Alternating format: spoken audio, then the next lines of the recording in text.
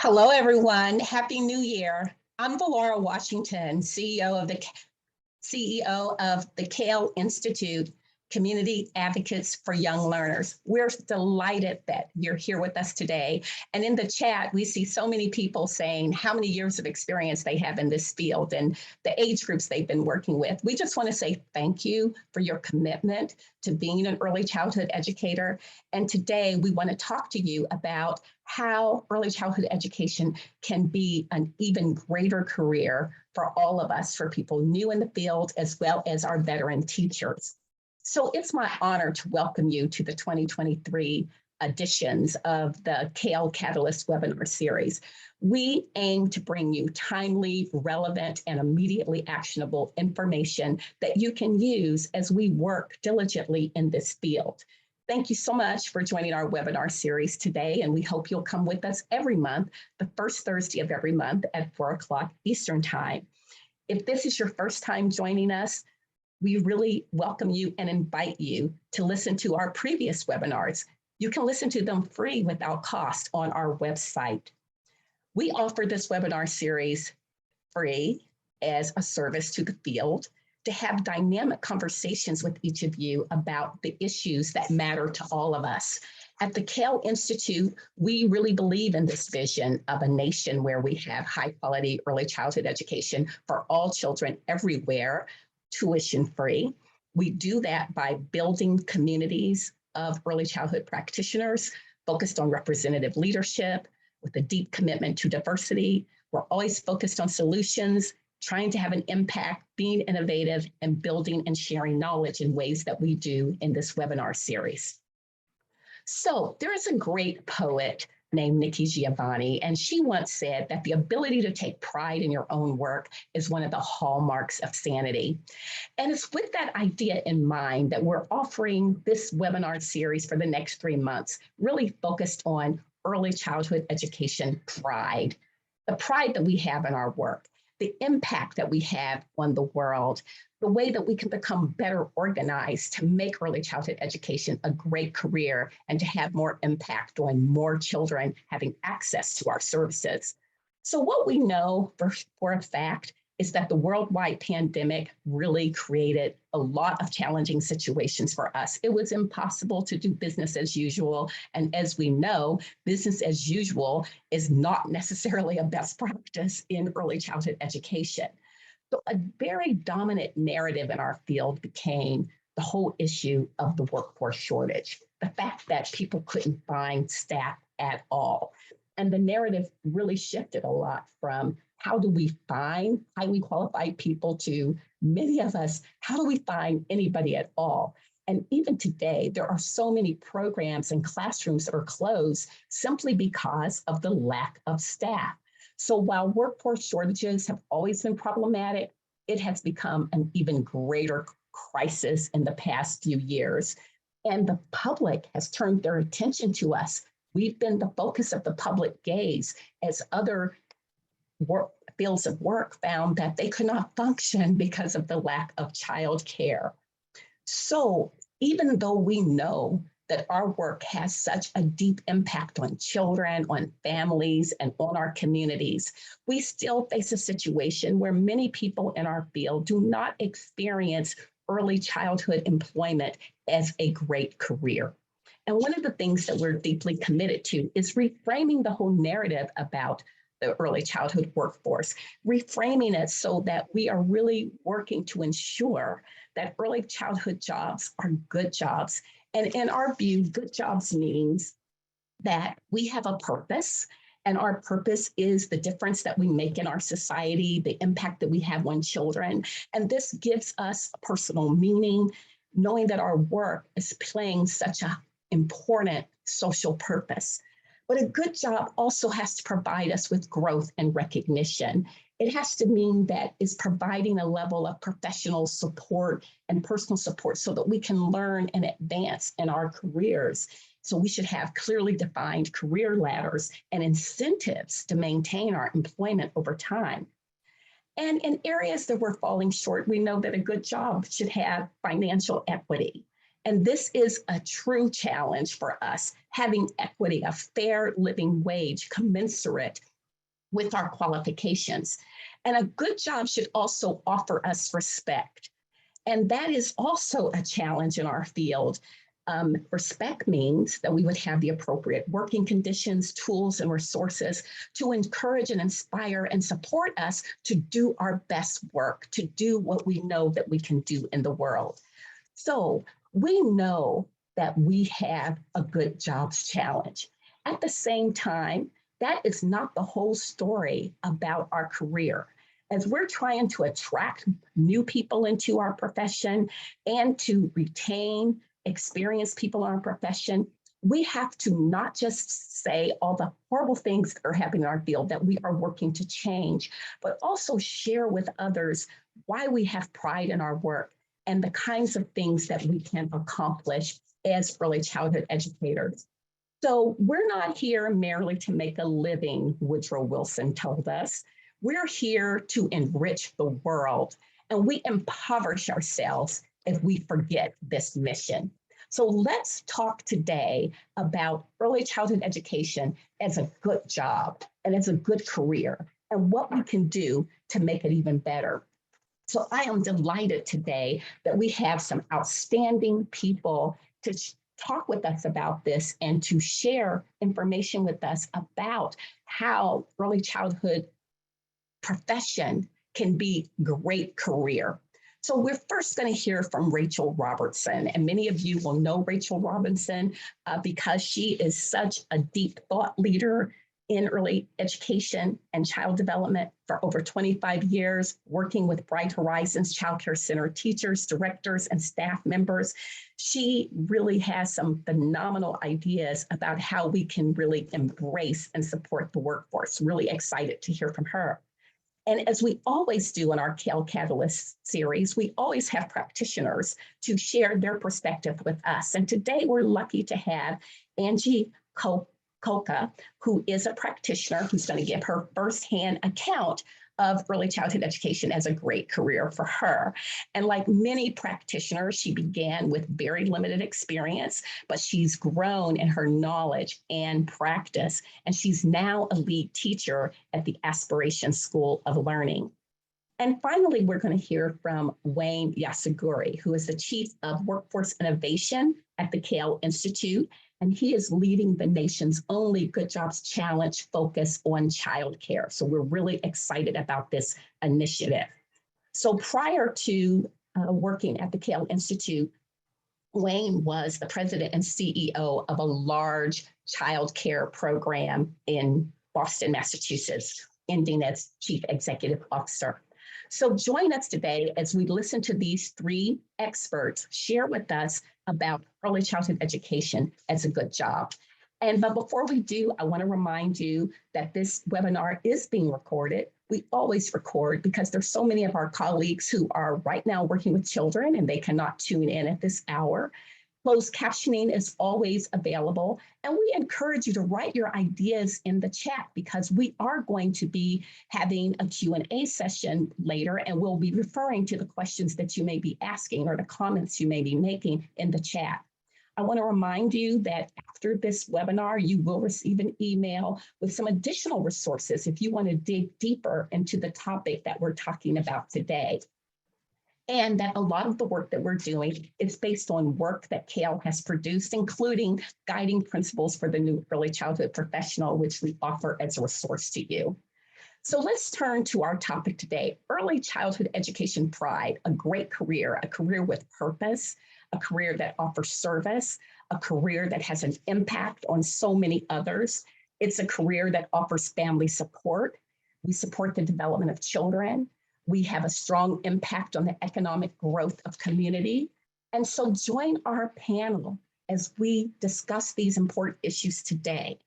We're going to begin with Rachel Robinson, who is going to be our first speaker today to share with us her experience, her knowledge, and the innovative things that she's doing in our field. Welcome, Rachel. We're so thrilled to have you with us today.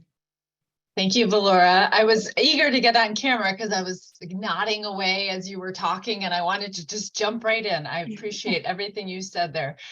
And I too have been struggling the last couple of years with the focus so much on all the negative things in the field. And certainly we have work to do. This is a field and a system that needs a lot of advocacy, and there's a lot of urgency around that. But there's also so much opportunity and joy in this work, and we've lost some of that message. I'm here, we're all here because we know that. And so I want to make sure that we're balancing that out. Both things can be true at the same time. This can be a wonderfully rewarding and purposeful and meaningful career, and there can be work to do. So I think you stated that so well. Thank you for doing that, Valora. I'm going to share with you today a little bit about my career path, but maybe more importantly is that I can look back now 30 years into this career path. But the fact that I also have the opportunity to help a lot of other people with their career and their development, that I can look back and I can see the things that made the biggest difference for people in a career path and what connected them to the field the most. So for me, I was 15 years old and I loved little kids. That's a story many of us have, right? And my dad helped me get a job at Hug-A-Bear Daycare, and I never knew I'd get to say that so often, but I don't even know if that program still exists, but that's what it was called. And I was an after-school aide, and I just was so excited to help wake children up from nap and make snacks for them. And then that turned into working for the YMCA, and I just kept going. I took a year between high school and college, and I was a toddler teacher at a Montessori. I started my CDA. I remember even someone telling me about the CDA program, and I was like, what is that? I've never heard of that before. Then I decided I'm going to go to college, and I am going to get a degree. And I changed my major so many times, all something to do with children and families. So I ended up with a degree in family studies with a minor in child development, and I kept working at the Y. And then I had my own daughter. And so you're going to hear probably a lot of similarities in stories you have or stories you've heard from other people. And I had my own daughter in the nights and weekends, and leaving her and all the juggling I had to do. I thought, why don't I go where I started? I was in early childhood. I have a minor in early childhood. Why don't I go back to that? And mind you, this is only like a 4-year difference since I graduated from college. So it's not like I had this big span of my career when I wasn't doing early childhood. So I got the paper out. How many of you have got the paper out to look for a job? The newspaper. I was sitting in my mom's kitchen, I remember, and seeing a director in training for an early care and education program. And I thought, I could probably do that.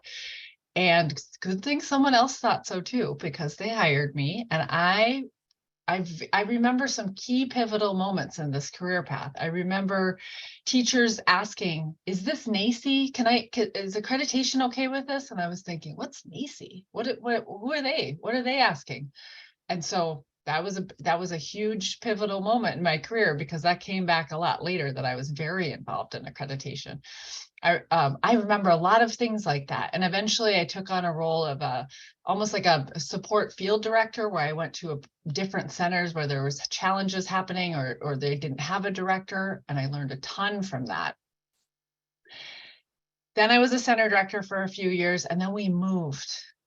And we moved to a state that, even though I had a degree in family studies and child development, and I had been a center director, I wasn't qualified to be a director in this state I moved to. So I had to take a step back to go forward. So I worked on some projects, and one of the projects I worked on was helping other centers get accredited. And that turned into a very interesting career path. So at the time I was in a military family, and I was working a lot with children and families that were in the military. And then my husband was deployed, and I decided to take that moment where I was seeing my challenges as a parent in that situation, and parents that I was supporting in early care and education. And I had always wanted to be an author. And so I got the opportunity during this time to become an author and write some books for children experiencing stress and trauma and deployment situations. So that dream come true. I got to write some articles, and I just saw this opportunity and said, let me give it a shot. And here's what I did. I looked at the books that I was reading as a military spouse, looked up who the publisher was, and sent them an email. And it turned out to be something that worked out. I've had other opportunities or experiences like that didn't turn into something I wanted it to, but this one in particular did. And I tell you that because that's part of my advice too, is to just take some chances like that. So now all the way, I tons of different jobs along the way, more being a writer, curriculum developer, working on government contracts about quality assurance. And here I am at Bright Horizons, leading the education and development department, where we support the curriculum and learning in all of our classrooms. We have about 630 centers in the US, and all of the teacher and leader development, including orientation programs and 100% free college degree programs and CDA, as well as family education and support and resources. I get to do a lot of pretty cool things, but if you look at my career path, it all built up to this place where I was able to get this opportunity to be able to do this, and I keep growing and learning right where I am as well. So here are a couple of things that I can tell you from my own career path that really made a difference for me, and that I see that make a difference for other people as they're working on the career path. So remember, I have an opportunity to support all of our teachers and all of our directors and all of our leaders in the field, which is a couple thousands and thousands of people. Actually, we design all the growth and development programs. And so I can see some consistencies along the way that make for a good career in early childhood education. One of them is making sure you have a great personal mission statement. And I would love to hear from some of you in chat if you have something like this. What I say to myself, and I said this when I was the center director, in a week that I was washing a lot of dishes. I probably had to unclog a toilet or something, and just like, this is a lot of work. And I wrote down a note to myself and said, I work for the babies. And I've kept that note. I still have it. So it's about 25 years later, I still have that little sticky note. And I remember that no matter what I'm doing, because that is my personal mission statement, is they are my boss. The decisions I make and the things I get to do are for the babies. And that really inspires me in this career. How many careers can you say something like that? How many careers is that your stakeholder, the babies? And I think anyone in our centers is kind of qualifies as the babies. It's such an amazing and joyful thing. It's such a privilege to be part of that. Yeah, I'm here for our future. That's another good one. And then the other thing I would always tell you is to think backwards. Where do you want to be in the future? So I thought that about myself as a writer, and then some steps you can take and the things you can say yes to. And that's another tip I would say yes as much as you can.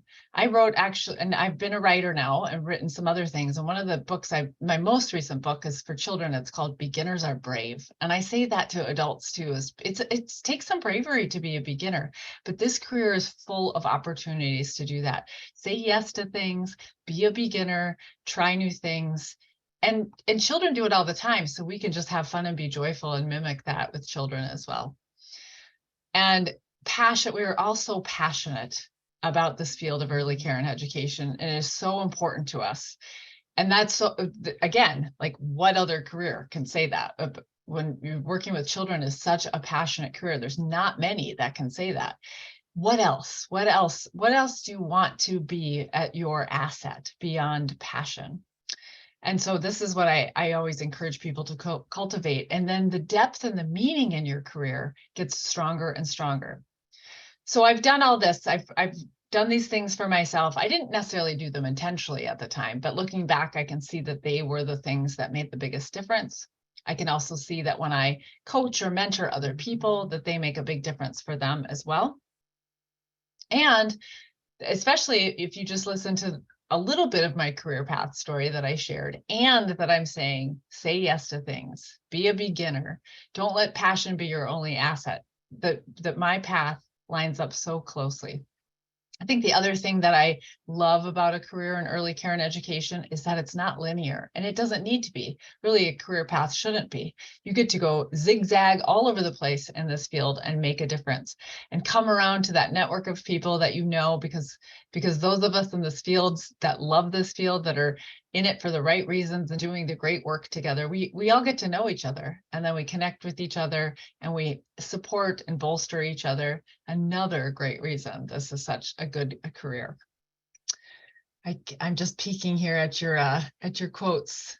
I can't pour from an empty cup. I make sure that my cup is full. Yes, I hope you're reading. I hope you're reading these quotes from each other, because they're great. Yeah, I'm here for our future. Yes, and so somebody's mentioning, Meg is mentioning something about NACCE and being a part of the professional community in early childhood, whether you're a member of NACCE or something else. It's very important. We need to take ourselves seriously, so other people will take us seriously as well. And we know, like Valora said, we are making a difference in the lives of children, in the lives of families, in the lives of each other. These children are going to be in charge of us someday. One of the things we say at Bright Horizons is these are our future leaders. Are we treating them like that?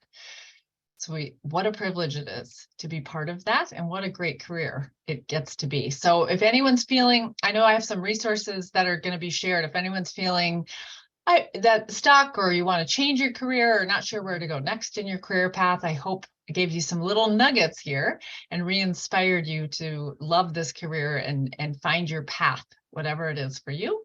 And then there's more in those resources that are going to be shared.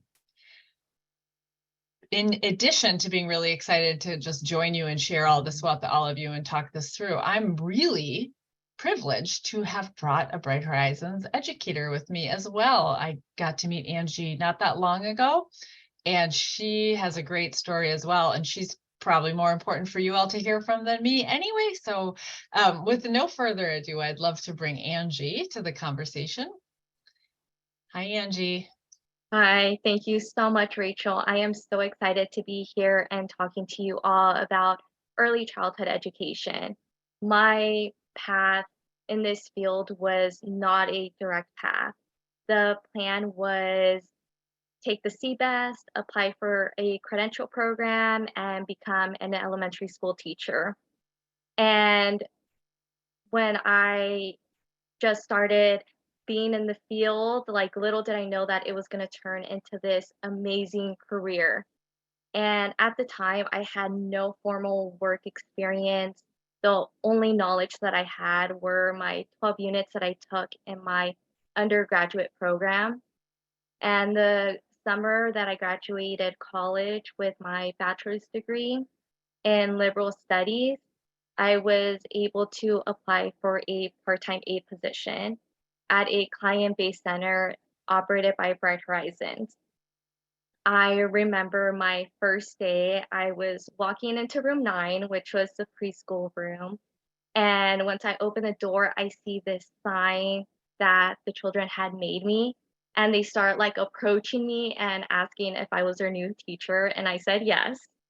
Immediately, they were asking what my favorite color was, my favorite ice cream flavor, my favorite animal.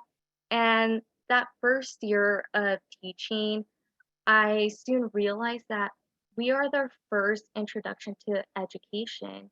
In most cases, we are their first teacher, and I wanted to make an impact in their lives, just like my first grade teacher, Miss Hamburger.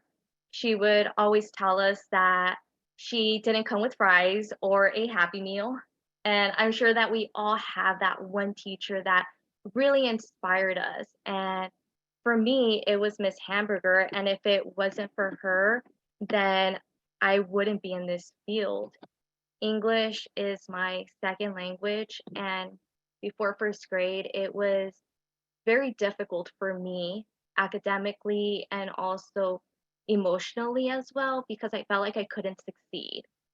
And so Miss Hamburger was really there for me, and she challenged me, and she was there for me emotionally, and she made learning fun. And I wanted to go to school. I wanted to keep learning. And although like she's not with me today. Every time I see a ladybug, I just think of her because she just loved ladybugs and the impact that she made in my life.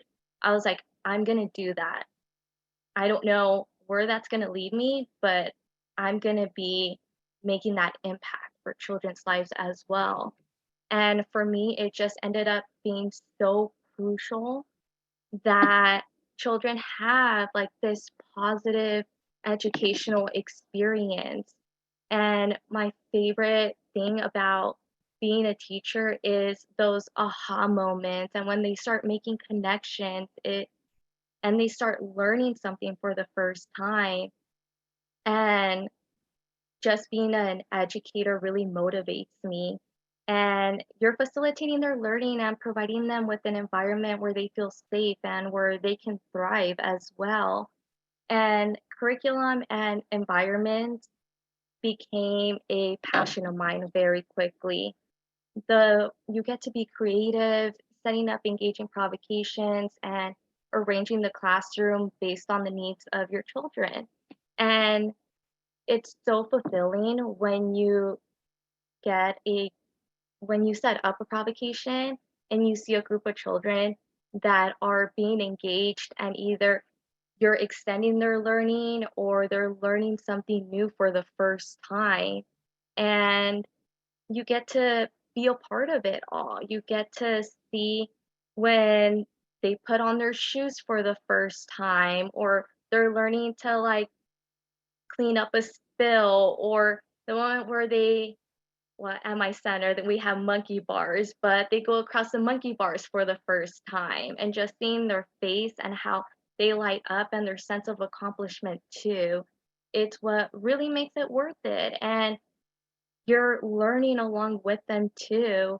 And nurturing their growth is so rewarding and you're preparing them to be creative members in our society. And there's something new to learn, to discover, to do, which brings all of this into all sorts of adventures. And a great part of teaching is also getting to collaborate with other educators on different techniques or different ideas. No matter what position you have, you're constantly working with others and they end up being your support system. You're not alone and asking for help is okay. And personally, that's something that I struggled with in the beginning because I wanted to move up and do so much more that I wasn't giving it my all. So I had to reflect and just really think about, am I doing this for me or am I doing a disservice for the children? And I quickly realized that it was okay to ask for help. And that's when I slowed down. I started taking things in and did a lot of reflection. And at the end of the day, we all have a common goal, which is the children. And looking back at my career, the reason that I stayed and I continue to stay is because for them, for the children. And when I walk in through that classroom door, you teach with the best version of yourself, the best that you can give the children. And you see them coming in with big smiles on their faces, ready to start their day. They're just so excited to see you, ready to learn. And that's what is keeping me going. And you soon start to reflect on their first day of school and coming in shy, uncertain of what the year is going to bring. But by the end of the year, they're they flourish so much and it's night and day. And this field has provided me with so many opportunities, just like being here right now and talking to you all, but also as a lead educator. And as a lead educator, I mentor teachers who shape the lives of children, but also they are building this educational foundation that is supporting them. And an hour before this webinar, I got a message from my previous center and the team, and they had no idea that I was doing this webinar. And the message said that they miss me and the impact that I made in their lives as educators. And my eyes just got watery because this is why I do this. This is why I love being an lead educator, because I get to mentor those teachers. And I made an impact. Even though I left, I'm still there in a sense. And my goal is to continue to bring in more passionate early childhood educators into this field who are passionate, and show them that it is such a rewarding career and you're not going to look back. You're making a difference. So thank you so much for having me. And now we're going to hear from Wayne. Good afternoon, everyone. Wayne Isagiri here, and a pleasure to be here with you all. We had the great benefit of listening to Rachel talk and focus our attention on some best practices on lessons regarding a career path. And I love hearing Angie's reflections and thoughts on being what I sort of think of as a thriving educator. I'm going to use the next 10 minutes to maybe tell you a story about a journey to the work that Valora referenced, the Good Jobs Challenge Grant. That's the only one in the country focused on early education. And I thought that perhaps this journey might spark some interest or some appreciation and maybe even replication elsewhere.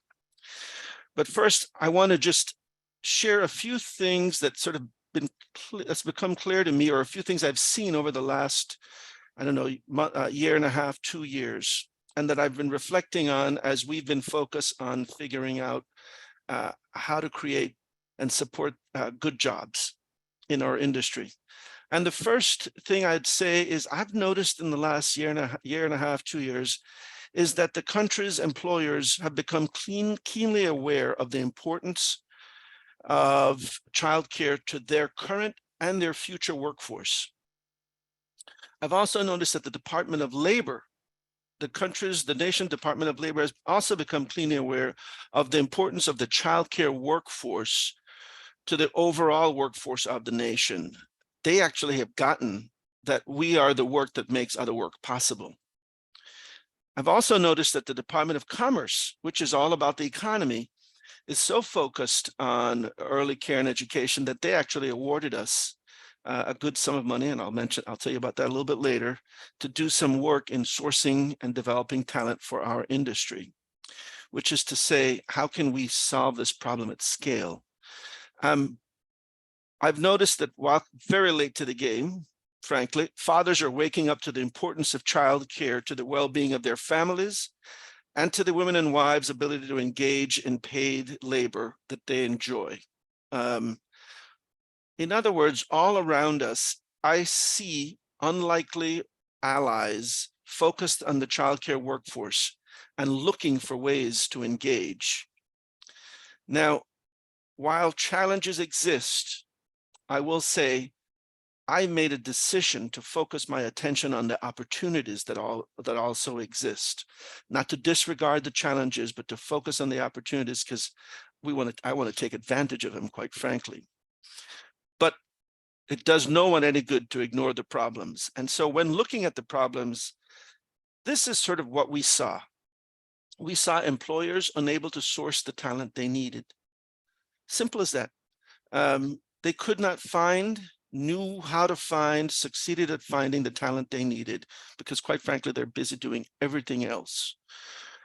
We also noticed that people entered the field and were leaving within a year to 3 years. And so turnover was significant and is significant. And finally, a key problem we observed is that educators are leaving the field at a faster clip than new ones are coming in. So we looked at the problem in the face, and it brought up some key questions for us. How big is the need? Now, I am in Massachusetts, Boston, Massachusetts, and so I was focused in this area, in this geography, but only as a first step. but how big is the need? In other words, how big is the problem for which we have to design a solution?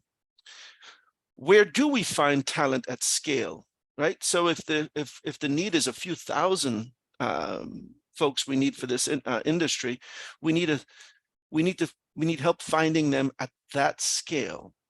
How do we compete with other industries who also want the same talent that we are looking for? And then finally, once we get them, once they start working for us, how do we keep them from leaving? And so these were some of the key questions we asked when we thought about the problems. But I want to mention a few things that we considered and that I want to share with you because I think they're important. There were important considerations when we were looking for solutions based on the opportunities that we saw. Perhaps first and foremost among these was, don't keep doing the same thing and hoping for a different result.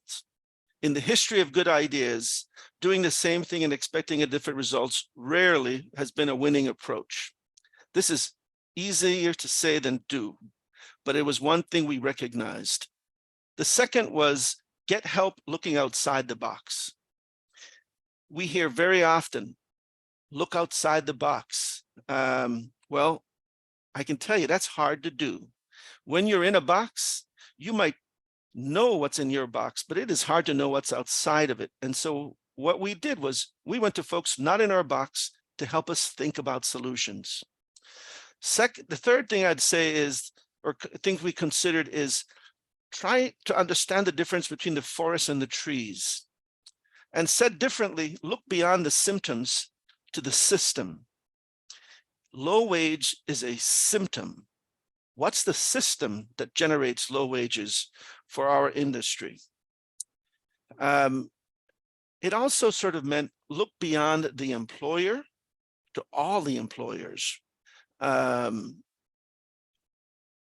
maybe even said differently, things just look different at scale. And then finally, don't be afraid to fail. Failure is usually the quickest and best path to success. Again, easier said than done, because most of the time we're not rewarded for failure. We're rewarded for success, but folks not quite appreciating the importance of failure to getting something right. So with this awareness, with these set of problems in mind, with these key questions and considerations, we decided to focus on building a solution at this point. And the solution was to build a childcare workforce sourcing, development, training, and employment pipeline at the scale of the problem.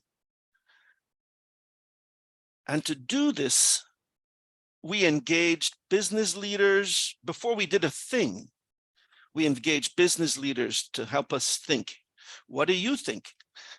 We engage foundations who give money to this sort of initiative. What do you think? What do we need to know? We engage researchers to tell us what they've learned over the years about successful strategies, workforce strategies, not just workforce strategies in childcare, but workforce strategies in other institutions, other industries. We engage childcare employers. Why? Because they're the ones that actually need to hire people. And so we needed to understand what works for them. Advocates. We engage the advocates. What have they been doing? Has it been working? If it hasn't been working, why hasn't it worked? Let's engage the advocates who spent years and years working on our behalf. We engage government leaders in both the legislature in Massachusetts and the administration and the regulators, so that we understood what were the bottlenecks, why, what could be done to walk around them, to climb over them, to get rid of them. You know, some barriers exist and you can't do anything. It's just there. And so you got to figure out how to get around it, how to get over it. Some barriers you might just be able to remove. And so we engaged the regulators in government. We engaged workforce development organizations. That is to say, and I didn't even know these folks existed, but it turns out there are workforce organizations whose purpose in life is to source talent, which is to say to find talent for other industries, just not for ours. And so it turns out there are organizations that source talent for hospitals. Now, hospitals are large institutions. They can probably do better than we can at finding their own talent, but they've figured out there are people who have expertise in doing this. So let's utilize them. So we met them and we had a lot to learn from them. And so we engaged all these institutions. I just was given my 5-minute warning. All these institutions in designing this strategy. And then we built a framework for the work. And this framework was we had to focus on 4 elements. 1, the talent. That is to say, the people, the candidates, the people that would become teachers, family childcare providers. What do they need to become a good educator?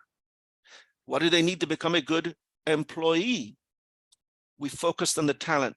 However, we didn't stop there. And quite frankly, unfortunately, many efforts stop at the talent. But we recognized that a good job also depends on a good employer.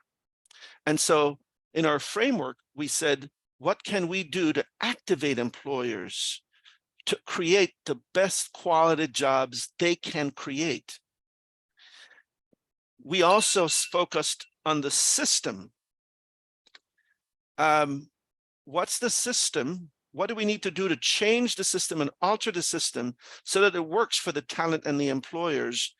And we engage with sustainability strategies. How can we sustain this work so that the grant funding that we have from the Commerce Department, it doesn't end there? And to do that, and so that we use those resources in this plan to do a few things: source the talent, professional skills training, early education training, coaching for new people coming in, stipends to offset the loss of income when you're coming into a new industry, supports for the employers on creating quality jobs, mentor training for the leaders in centers because they needed some additional skills in order to support this incoming talent. And quite frankly, what we said is at the end of this process, if someone makes it through, you guarantee them a job. Why? Because if you don't, somebody else will take them. And we built this, and we did, I'm not sure how much time I have left. Somebody let me know, please. We did this by first creating a pilot, small number of employers, 1 community college, a workforce organization. We raised $120,000, and we ran the pilot, and we evaluated, and we learned. And then we raised $300,000 to expand it to 10 employers, a different training organization, and so on. And we learned from that. And then once we learned, with CAYL's help, we went to the Economic Development Administration at the Department of Commerce, and they gave us almost $8 million to take this from 4 centers to 10 centers to now over 50, 60 centers and 150 family childcare providers. And all of a sudden, we are learning how to fix this problem at scale. We are learning, we practice the small steps, and we learned by the positive things we did well, but we learned by our failures, what didn't work well, and then we redid it. We created the next step, we did it differently. And what's happened since then? Because the thing is, people kind of like success. Since then, the city of Boston has actually put in $10 million in their own pipeline sourcing strategy. So all of a sudden, we went from $8 million that we received at CAYL to do this work to the city putting in an additional $10 million to basically replicate what we're doing for others in the greater Boston area. And they did a wonderful thing. They said, if you are, because they put their money out to bid and they hired 4 institutions to do this for them. And they said, but you have to coordinate with CAYL. Why? Because coordination leads to better results, because collaboration leads to better results. but they also lead to better, to more efficiently doing things. Imagine if we have $18 million to source and develop talent across the city of Boston, tripping over one another, fighting for the same people when we're doing aligned work. And so the nice thing now is we have our success, the sort of thoughtful process of building what works, led the city to replicate it.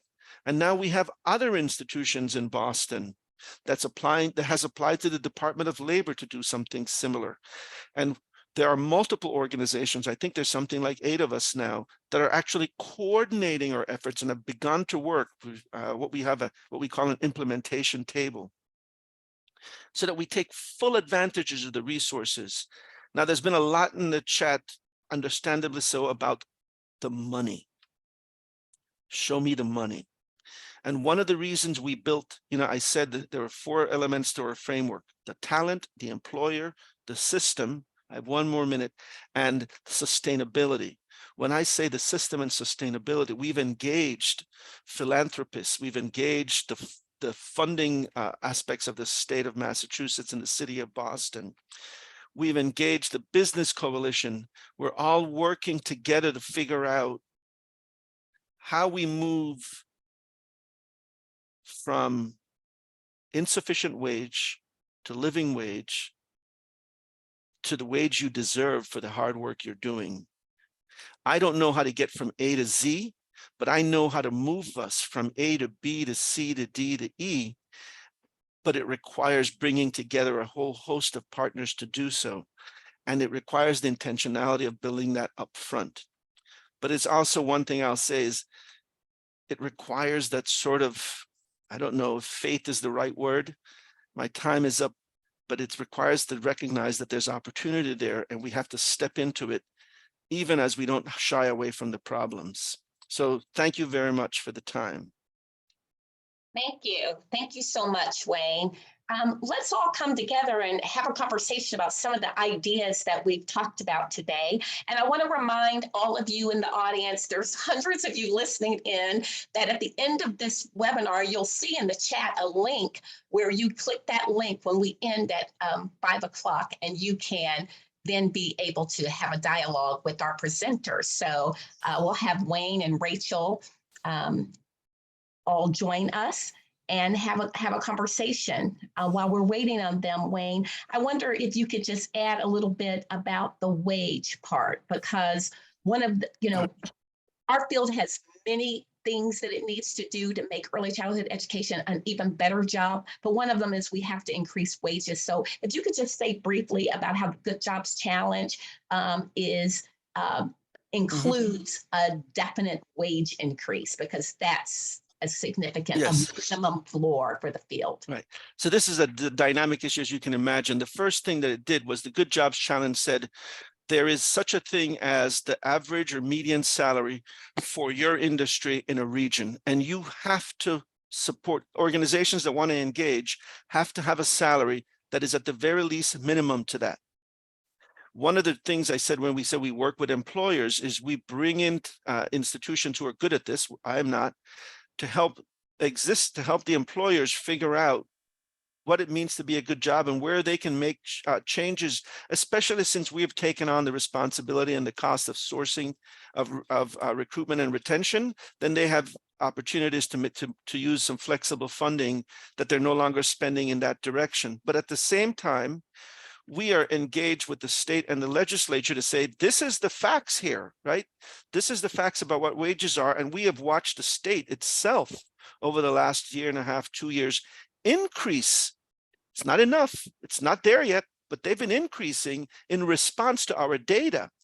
Because we're not just saying, this is what it takes to compete against ABC childcare. We're saying this is what it takes to compete against another industry who's trying to poach to find the same talent that we are looking for.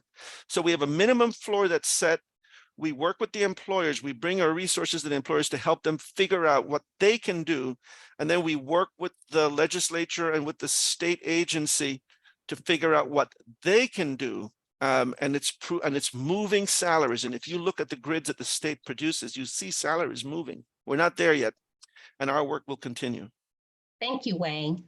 So, Rachel, Angie, I was so inspired by the stories that you share. I'm here for the babies. I love that, Rachel. And I love the story, Angie, that you told about being inspired by a teacher that you had. Probably a lot of us can tell that story, that we were inspired to be in education because of educators who inspired us. So I'm wondering if you can talk to us a little bit about what it means, Angie, to say yes, what it means to say yes in this field. So you've told a very compelling story of how you've moved up in the field.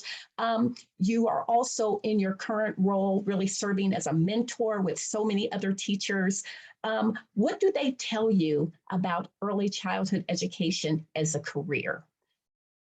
So they tell me why to do it, because they're like, the pay isn't where they want it to be. However, when you're in this field, you're in it because you're passionate. You want to make a difference. You are supporting these children, and sometimes we don't know their backgrounds, what they're going through, and it only takes one teacher to make a difference.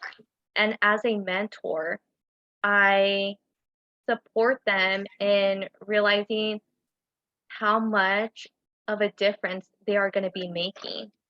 And you have to focus on the benefit of them and teaching with the best version of yourself. And a lot of the times they are very intimidated come into the field because they either don't have enough knowledge or they don't have the experience. But I put myself as an example that I didn't have that formal experience, and you're constantly learning. Just because I am a lead educator, I am mentoring teachers, I'm still trying to learn different techniques, collaborate with others. When you go inside a room, it's not you close the door and it's only your classroom. There's so much out there and so many resources. So as a mentor, I do encourage them. I do little things to make them feel that they are appreciated, that I see what they're doing. I see their engagement with children, and to know that their work is validated. Thank you so much for that. I'm wondering, Rachel, if you can build on that by saying, what's going to keep people in the field? I mean, we're seeing a lot in the chat, people talking about issues of appreciation. We know the collaboration is so important. One of the things we're going to be talking about in April is how we better organize to get the things that we need in this field. You see in the Good Jobs Challenge that we are making the agreements with the employers that they must agree to pay a higher wage that we're setting. So really making that a requirement that the wage be at a certain level. What can we do, Rachel? I know that you all are offering free degrees and you're paying for the degrees. That's something that may be out of reach for many childcare employers. What else can we do? I mean, look at the things people are writing in the chat. There's a lot of concern. There's a lot of passion. There's a lot of commitment. How do we respect and validate what people are saying here? Yeah, I mean, there's so much to this conversation. I would say I wrote a blog post not that long ago called "The Days of Daycare Are Over," and that rebuilding includes renaming. And I'll share it with you all. But I'm all in on this conversation about if we don't call ourselves a profession, if we don't respect ourselves and our titles and the work we do, that's where it starts.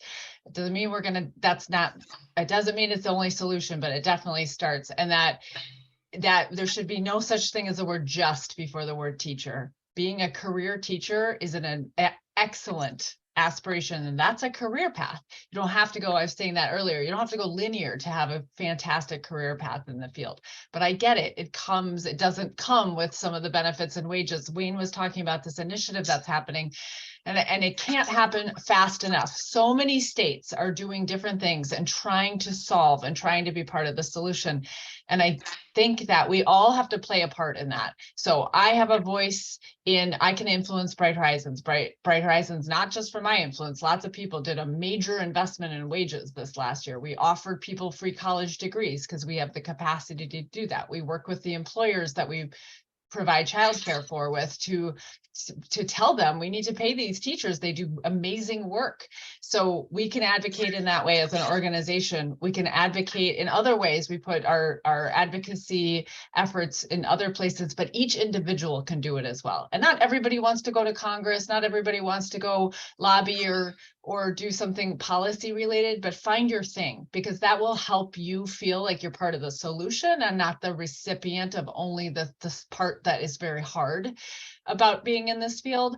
And it can be small: writing, getting other people together, changing the name of your program so it's not we're not daycare, calling yourself an educator, whatever it is. Take meaningful steps, and then we can all be part of the solution and create a big movement. It's not going to be fast, but there is a lot going on, and we can help with that momentum by everybody doing our small little part. And then again, no just in front of the word teacher. Don't ever let yourself say that about yourself or each other.